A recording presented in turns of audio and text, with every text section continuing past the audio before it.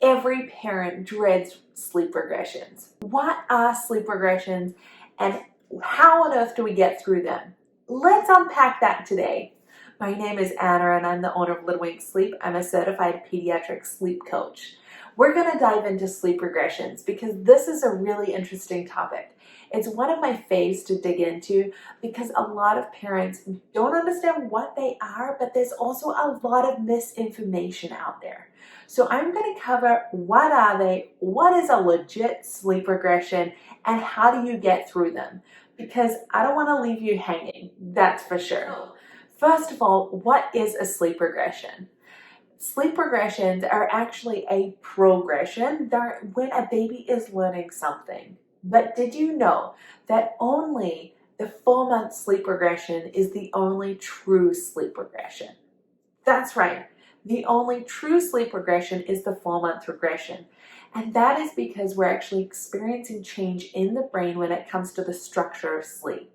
The levels of sleep that we actually see in a brain scan during sleep changes at around about 4 months in that 4-month regression.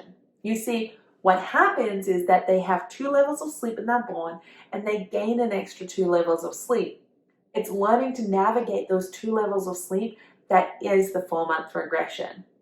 Now, I am not discounting that there are other regressions out there, for sure, so let's dig into that. There are regressions and there are growth spurts. Absolutely. I know when I'm working with a 3-month-old, or we have a 3-month-old in our Nurturing Newborns program, we're going to have a little bit of a regression at that 12-week point. Why? There's a growth spurt there. There's a developmental leap there. But I know that the bigger picture is that we want to get through that 4-month regression.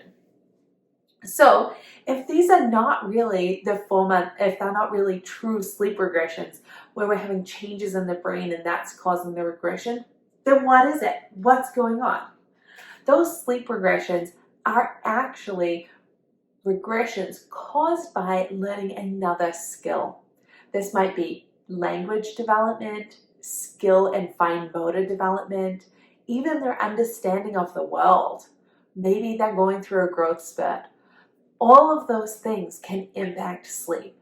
You see, what happens is that when we're doing something and we're learning during the day, we're going through things in a pattern. So say we're learning to roll.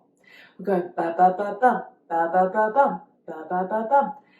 Learning that thing. We're going to roll, we're trying to roll. What happens when they sleep is that it has to shift from short-term memory into long-term memory in order to keep that skill, to develop that language or that fine motor skill or whatever we're understanding. When they're asleep, this happens in that REM stage of sleep. It's that last one when we're seeing those jittery eyes. When they are turning it into a long-term memory, is that it actually goes at 20 times the speed. So instead of ba ba ba bum, ba ba ba bum, it's going to go brum, brum, brum. And so a baby, as they are learning this skill, will sometimes find themselves acting it out. Or maybe they'll find themselves kind of like verbally processing it. Or maybe it will kind of like cause some overtiredness because they're having to work extra hard during the day. And then they have this processing at night. It's really important when you're a baby. It's important anytime to prioritize sleep, but if they're going through a developmental leap, it's really important to prioritize sleep because they're going to be extra tired from learning a skill. Usually what we'll see is that we will see that they get extra tired during the skill development of whatever they're learning, whatever they're comprehending. And then as soon as they've mastered it, we'll see their ability to stay awake, their stamina when it comes to sleep really increase. And that developmental leap just flies. You're like, oh, one day you kind of feel like, oh yeah, we're finally through this. We're going, we got this. So when we see that, when we have a baby going through that, we really need to prioritize sleep because the only way they really master that is by practicing it during the day and processing it a lot during the day, but also by getting that REM sleep. If you're woken up during REM sleep and you're mid-transition from short-term to long-term memory, you actually lose whatever you are processing.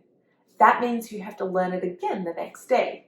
So we want as much sleep in there as we can so that we can shift this into long-term memory. We can gain mastery of whatever skill it is so that we can move through this regression and be in that smooth sailing piece again. So not to worry, this isn't that your baby is a bad sleeper. I actually don't think that there are bad sleepers. I think that babies just have different understandings and we have to communicate in a way and coach them through it. So as they go through this regression, we want to stay steady. We want to make sure that they're feeling secure in understanding what they're doing and how they're falling asleep, that they feel secure and I know where I am going to sleep. It's not like I'm going to sleep in one place and then I wake up in another place. Otherwise, I'm going to feel insecure about what's happening, right? No one wants to wake up on the kitchen table. And so it's really important when we're in a regression to stay consistent. Absolutely, we want to be supportive. We want to be there right there with them. However, we don't want to necessarily go back to some things that are not going to help them in the long term, right? We want to help them go, okay, I know what I'm doing and I'm able to gain confidence and I'm able to stick with it. So, big things and how to get through a regression. And I know this works because usually the 4-month regression will last 4 to 6 weeks. However, when I work with a client or they do Sleep Baby, our course, then what we see is they get through that regression in 3 to 10 days because we're able to master that skill and move on right on through it. So what can you do? Let's go back to our rolling example. So when they are learning to roll, that rolling happens and so they wake themselves up rolling and they're like, who did that? What's going on? Because they're used to not having that ability and their body is processing it and turning it into a long-term memory, and so their body may actually do that action. Or when they're learning to stand up on their hands and knees. I remember my first baby and I would come in and I would find her crying on her hands and knees and she looked at me as if like, Mama, who put me here? Because her body was practicing that motion. So here's some things that I want you to do to help your baby through a regression, whether it's a speech regression, developmentally of object permanence, or whatever it may be, relationships, or it's fine motor, or it is like skills like walking or whatever it may be. So we want to practice this during the day. Practice, practice, practice. Every time you get your baby in or out of the crib, let's practice it. That is going to help them have lots of opportunities. I want you to act it out with them. Be down on the ground. They'll be able to see and follow your actions. If your baby is learning to talk, then let's give them avenues to ease that frustration. Baby sign language, pronouncing clearly with our mouths. Then, as we're practicing during the day, I want to make sure that you're involved, your partner's involved, whoever's looking after them. And then I want to also make sure that we're prioritizing sleep. If you feel like you're not sure if baby is getting enough sleep, let's put them down earlier than later. It's always better to err on the side of caution rather than having an overtired baby. Why? When a baby's overtired, they're not functioning from their executive thinking. They're not functioning from the part of their brain that actually helps them learn. They're functioning from their kind of panic, their brainstem, from their fight, flight, or freeze. And it makes it 200 times harder to learn anything. And so by making sure that baby is not overtired, it means they're able to learn easier, their coordination fits in easier, and so then they're able to master this and we're able to move on with this sleep regression. So what if your baby is up during the night and you've got a sleep regression on your hands? Don't worry, just give them a couple of minutes. You don't need to completely panic that they're going to wake up every single night of their lives forever. Just give them a couple of minutes. If we have like a level 10 cry, let's go in and comfort them. Otherwise, let's give them 2 to 3 minutes. Maybe a little bit longer if they start settling down. Then go in, remind them that they're safe, and comfort them if they need it. Often when they're in the middle of this developmental leap, all it requires is laying them back down in their position of where they like to sleep and reminding them that it is night time. If your baby is struggling with going to sleep by themselves in the first place, this is really where it can actually get a little bit harder because They're going, well, now I understand so much more. I'm having to navigate so much more.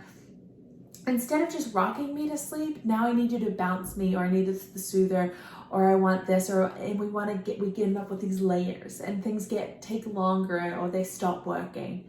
And so often I'll see families approach me when they're mid-regression because something's not working anymore. And in that case, if baby's not feeling confident in how they fall asleep in their own sleep skills, then what we need to do is teach those sleep skills so that baby feels confident, safe, and calm. And so we don't need to leave them to cry it out. Absolutely not. So we're able to teach them skills, and in the process, learn so much about our babies. Learn those sleep cues, learn those developmental cues, learn their concentration versus their pooping face, things like that. Anyway, these are some of the things that you can do to help your baby through a sleep regression. Feel free to ask some questions below, and make sure you subscribe so that we can dig into some more baby sleep topics with you. Bye. Hey there, Mama. Are you feeling exhausted, frustrated, and just a little defeated? I hear you, and I've been there, and thankfully, I can help. Let's teach your baby to sleep. I'm talking 10 to 12 hours of sleep each night. Little Wink's Sleep Baby program uses a science-based, gentle, parent-present approach that fosters healthy attachment while teaching independent sleep skills. We don't believe in letting your baby cry it out. This program includes everything you need, such as our insider strategies, both on night sleep and naps, as well as extras like our monthly live Q&A.